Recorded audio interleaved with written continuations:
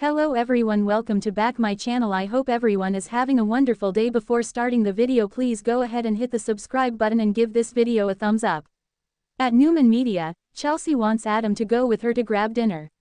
Adam holds up his finger and leaves a voicemail for his father that he needs to talk to him, it's important. Chelsea asks, did something big happen? Adam needs to talk to Victor. He doesn't know if he's giving him the cold shoulder because he didn't trash Billy, or if he's just not getting his messages. Chelsea points out he's in Nice, not on Mars. Adam says if he's ignoring his messages, it's to his own detriment. Chelsea warns that he's scaring her. Adam says someone is making big moves in Genoa City. He's afraid it's Aristotle Dumas. Phyllis seizes the moment. In the maze, Amanda asks Kane how his talk with Victor went. He snarks that he wasn't exactly receptive. She sits and says she's sorry it didn't go as he hoped. He thanks her for arranging all of this. Amanda teases that she loves a party. It's a relief not to have to keep his identity a secret anymore. Kane says the Dumas alias served its purpose. Amanda senses he's keeping more secrets. Should she be worried about that? Kane tells Amanda that he has a few other surprises in store for his guests. She asks if he cares to share. He'll spare her. Kane asks her about his guests' reaction to his reveal. Amanda says they were all shocked but Victor. They finally got the answer to, who is Dumas, and now they have more questions. They go over Lily not being happy. Amanda warns this is a lot, for anyone. Kane thinks she just needs more time to process. Amanda tells him women don't like the truth being kept from them. Kane complains that Devon's urging her to leave. Amanda's not surprised. Looking up, he says there's a storm coming. It may be his only way to keep Lily there. I need her here. Amanda snickers about him praying to the gods of thunder to keep Lily there. Swerving to Victor, she wonders if his refusal was a negotiating tactic. Kane is committed to acquiring Chancellor and still has a few cards up his sleeve. Amanda doesn't want to be shut out. She's there to protect him from going all in on a game he can't possibly win. She warns him not to underestimate Victor. Kane says he won't, but Victor's underestimating him. Phyllis appears. I would never do that to you. Amanda hopes she wasn't eavesdropping. Phyllis was just walking around and heard voices. She's all about respecting privacy. Kane snarks, since when? Phyllis asks if they can talk. He'd rather wait until tomorrow. She pushes for 15 minutes, pointing out he wouldn't have allowed her to come if he didn't want to work with him in some capacity. She can relate to him feeling people underestimate him. Kane agrees to give her 10 minutes. Make it very good. Phyllis decides to make them a drink first and chatters about how impressive this Aristotle Dumas thing was. She assumes he wants to come back to Genoa City now. She warns the power has shifted there. Kane asks what she's offering. She's offering her expertise to help him navigate the landmines. She'll help him reintegrate into Genoa City. Kane says it would be temporary. Phyllis knows what he wants. You want Chancellor. Kane's irked and wonders who told her. Phyllis won't reveal her source. He asks what she'd do to help him get it. Phyllis tells him if she'd been running it, Jill never would have had to sell it. Kane realizes she's fallen out with Billy.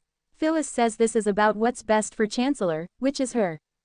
Phyllis tells Kane that she has the killer instinct to run Chancellor. Victor's handed it to Nikki to play CEO. The first thing she would do is hire Amanda. Kane finds it interesting that they've discussed this. Amanda thinks her friend is a little desperate after all she's been through. Phyllis denies it. There's no fear in her. She's bold, fearless and intrepid. Amanda assures Kane she loves her job. He tells her she'd make an excellent executive. Phyllis tells Kane that he should make a bold move to acquire Chancellor and put them in charge. Kane's sorry, but if he went after Chancellor, it would be with a very different endgame in mind. Phyllis asks what Kane's endgame is, but he's not about to say. She vows his secret will die with her. She insists she has intel to take over the company he wants. Kane admires her directness and her ambition, as well as her fearlessness. Maybe there is a place for her in his organization, but he's going to sleep on it. He's going to turn in. Phyllis looks forward to their next talk. Once he's gone, Amanda asks Phyllis what the hell is wrong with her. She jeopardized her job. Do you ever think about anyone other than yourself? Damien distracts Lily. In her bed in the train car, Lily tosses and turns, unable to sleep. She flashes to meeting with Kane in California and telling him to stay away from their kids if he's associating with Colin. Kane argues that he wants to see his grandchildren, the man is sick. Besides, Charlie and Maddie can make their own choices. Lily says they don't trust him. If Kane is showing such bad judgment, he shouldn't be around the kids either. Kane pounds the table and hollers. Calming, he asks her to give him the benefit of the doubt. Don't you at least owe me that? Lily sighs, gets out of bed and puts on her robe. Lily finds Damien in the lounge, and he thinks he knows what, or who, is keeping her awake. They discuss Dumas being Kane. He's just another guy to Damien, but was a whole lot more to Lily. She admits she was blindsided by her ex-husband. He and Devon were right, and they should leave in the morning. Damien thought Kane might convince her to stay. Lily says the talk was a complete waste of time. He does want another chance with her, and she doesn't want him to think it's a possibility. Damien's glad Lily's decided to head home. They joke about him not liking the maze. Lily tells him that she doesn't know who Kane is anymore. Damien thinks he operates differently from Dumas. Lily was lying awake trying to reconcile her memories with where they are now. Kane is becoming more and more like his dad. She apologizes for putting all of this on him. Damien's happy to listen. She doesn't want to talk about Kane anymore. Damien asks what he can do to take her mind off her troubles. Damien goes to get something from the cabinet and finds a knife collection. Holding one, he says they're beauties. Putting it back, Lily asks what he has in mind. Damien finds the playing cards and they decide to play poker. Damien asks if she wants to play for money. She says, of course. As they play, Lily keeps beating Damien. He tells her he played a lot of cards growing up. This leads to talk about his parents, who always kissed and made up. He asks if she played games growing up.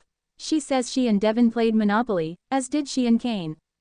Damien thinks that sounds like Kane, who owns a lot of properties. They play another hand, and she wins again. Damien suggests they play something more his speed. Damien and Lily start playing Go Fish and he wins repeatedly. They banter as she tells him she's the better strategist. She thanks him for taking her mind off of things. Despite the maze, Damien's having a really good time. Thank you, Lily. She doesn't want the night to end like this, so they decide to play one more hand. When he wins, they banter a little more. Lily says she's heading back to bed and will pack first thing. He assures her Devon and Abby will be right there with her. Smiling, they tell each other goodnight. Adam uncovers concerning information. In society, Adam keeps looking at his phone. Chelsea wants to know what's going on. Adam's worried about what Dumas might do to his father. Chelsea asks what has him so unsettled. Adam just got confirmation that someone has been buying up all the commercial properties within walking distance of Newman Enterprises, Jabbot Cosmetics, and Chancellor Industries. The holding company is also buying up condos in the area. His investigator found out the holding company is owned by Dumas, Arabesque. Chelsea asks why he'd do this. Adam thinks Victor might know what he's up to. If Adam can't reach Victor, it's up to him to figure out Dumas' intentions. Chelsea says, you mean it's up to us? Adam can't reach Nick or Sharon either. Chelsea wonders if Dumas made them hand in their phones. Adam opines that he may not want them to know what he's up to while they're away. Chelsea hopes this can wait until morning. Adam says it will have to and they toast. Chelsea tells Adam that Connor wants to have a 4th of July party at the ranch. He plans to invite his whole soccer team and even some girls. Adam marvels that he's come a long way. Chelsea notices him checking his phone again and reminds him everyone is asleep in France. Adam has to alert his father about this potential threat. Chelsea suggests they try to figure out what Dumas is up to. Victor will be pleased. Adam muses that maybe they could even stop Dumas. Chelsea thinks he's shown his cards by buying up the real estate. She says Victor seemed to know who Dumas was, but he wouldn't tell her. Adam thinks it would help to know who they're dealing with. Chelsea says this is starting to feel like an Agatha Christie novel. They puzzle over Dumas' motives for buying the properties. Adam thinks it's all about the location. You surround an enemy before you go in for the kill. They marvel that Victor never saw this coming. He'd never have allowed this. It's a major move. Whatever Dumas' endgame is, it's clear he's bringing it to Genoa City. Thanks for watching this video and please subscribe our Update World 24 YouTube channel for more update news.